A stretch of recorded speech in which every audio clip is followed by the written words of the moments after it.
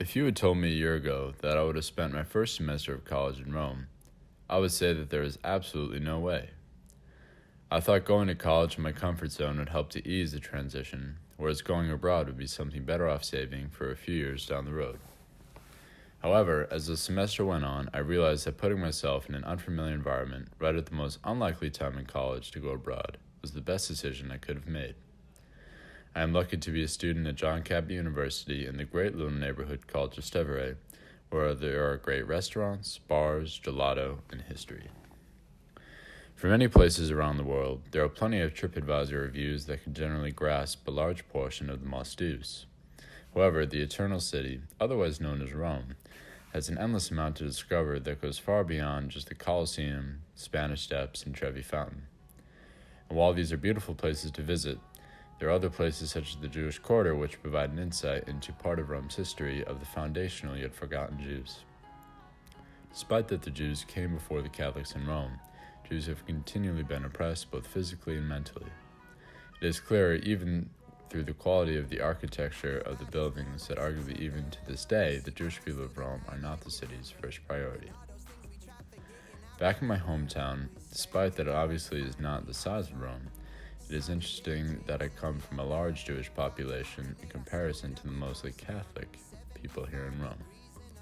The dominance of the Catholic Church is evident, as there are over 900 churches scattered throughout the city, and if you walk more than 5 minutes, it is nearly a guarantee you will see one.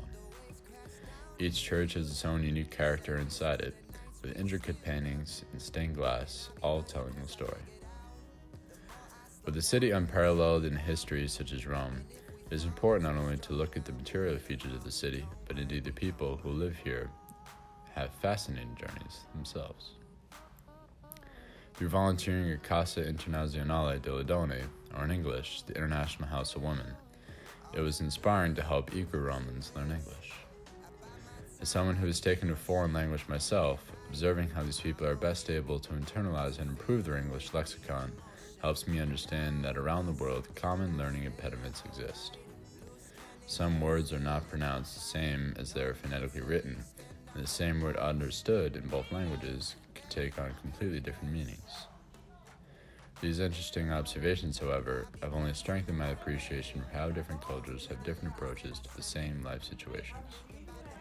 This is just one of many examples where I now have a greater understanding that different cultures may have different ways of learning, working, and socializing, and that this does not mean that their way is better or worse, only different to mine. I've also had the fortune to learn about other cultures and travel all over Europe with some amazing friends. I visited the beautiful coastal villages known as Cinque Terre in northwest Italy, met up with a friend from Germany and Rome. I visited relatives in the coastal beach towns of Cefalù in Sicily. With John Cabot University, we traveled to Pisa, Lucca, and Siena.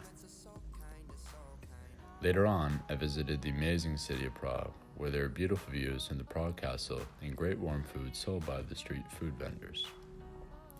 Budapest was another great city where we enjoyed the Buda Castle, went to an amazing bath party, and saw the second largest temple in the world.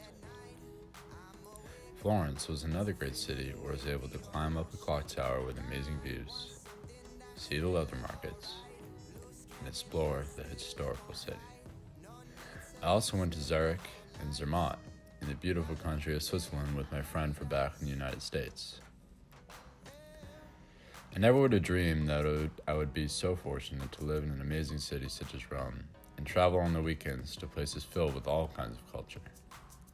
On the first day here, only knowing a few people from pre-departure orientation, I think we were all a bit hesitant at first and hoped that we'd make friends. But our collective vulnerabilities only allowed us to make everlasting friendships right from the start. And these experiences we shared allowed us to grow together and become better people, as while the classroom learning is necessary, there is something that only the experience of living away far from home and encountering life situations you can never script have taught me invaluable lessons. And it is these lessons I have learned that in the future will enable me to become a more conscientious and responsible person. I can't imagine how many positive ways that coming around from my first semester has impacted my life, and while I'm sad that our time is coming to an end, I know the people, places, and memories will stick with me forever.